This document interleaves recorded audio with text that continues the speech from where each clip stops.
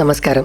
വാർത്തകളും വിശേഷവും എത്രയും പെട്ടെന്ന് അറിയാൻ നമ്മുടെ വീഡിയോ ഇപ്പോൾ തന്നെ ലൈക്ക് ചെയ്ത് ചാനൽ സബ്സ്ക്രൈബ് ചെയ്ത് സപ്പോർട്ട് ചെയ്യുക.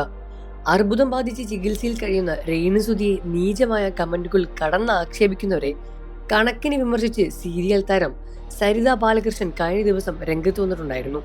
ഒരു രോഗം വന്നാൽ അത് എങ്ങനെ ഒരു വ്യക്തിയുടെ പഴയ ജീവിതത്തിന്റെ ബാക്കി പത്രവും ദൈവം കൊടുത്തിരുന്ന ശിക്ഷയുമാണെന്ന് സരിത ചോദിക്കുന്നു. രേണുവിന് അസുഖം വന്നതിലുള്ള സന്തോഷിക്കുന്ന ഒരു വിഭാഗം സോഷ്യൽ മീഡിയയിലെ ആളുകളെ കുറിച്ചും താരം കുറിക്കുകയാണ്.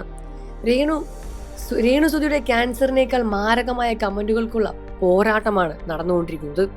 സോഷ്യൽ മീഡിയയിൽ ഒരു താരം പുതിയ സാഹചര്യത്തിൽ പുതിയ സദാചാര ടീമിലും ജനിച്ചിട്ടുണ്ട്. ഒരാൾക്ക് രോഗം വന്നാൽ അത് അവരുടെ പഴയ ജീവിതത്തിന്റെ ബാക്കി പത്രമാണെന്നും ദൈവം കൊടുത്ത ശിക്ഷയാണെന്നും വിശദീകരിക്കുന്ന വിദഗ്ധന്മാർ രേണുസുതിയുടെ കാര്യത്തിൽ ഇപ്പോൾ കണ്ടിട്ടുണ്ടാകും, മറ്റൊന്നുമല്ല. രേണുവിന്റെ രോഗവിവരത്തെക്കുറിച്ച് അറിഞ്ഞപ്പോൾ ചില കമന്റ് ബോക്സുകളിൽ കണ്ട പ്രധാന വിവാദവും വാദവും ഇങ്ങനെയായിരുന്നു: അവൾ അങ്ങനെയൊക്കെ നടന്നതിന് ദൈവം കൊടുത്ത ശിക്ഷയാണ് ഈ ക്യാൻസർ എന്നതായിരുന്നു. എന്തൊരു വിരോധാഭാസമാണിത്! ഒരു സ്ത്രീയുടെ വസ്ത്രധാരണയോ ജീവിതത്തെയോ സൗഹൃദങ്ങളെയോ മുൻനിർത്തി ഒരാളുടെ വേദനയെ ദൈവിക ശിക്ഷയാണെന്ന് വിളിക്കാൻ ഇവർക്ക് ആർക്കാണ് അധികാരം കൊടുത്തത്? ക്യാൻസർ എന്നത് കോശങ്ങളുടെ ക്രമേണ ഉണ്ടായ വളർച്ചയിലുണ്ടായ പ്രശ്നങ്ങളെല്ലാം തന്നെയാണ്. അതെല്ലാം തന്നെ ദൈവികമായി തന്നെ ഇത്തരത്തിലുള്ള ശിക്ഷയായി കൊടുക്കുന്നത് എന്തിനാണ് ആളുകൾ പറയുന്നത്?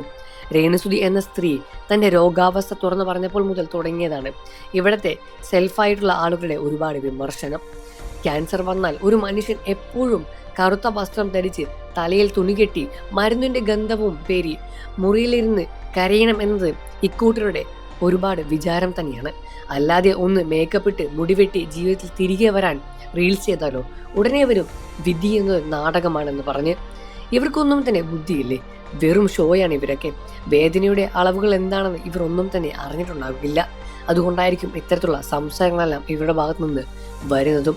ഒരാളുടെ വേദന കണ്ട് ആനന്ദിക്കുന്ന ആ വേദനയിൽ തങ്ങളുടെ പകതിരിക്കുന്ന ഈ ഡിജിറ്റൽ മീഡിയയ്ക്ക് ശരിക്കും ആരാണ് ഇത്രയും അധികാരം കൊടുത്തത്?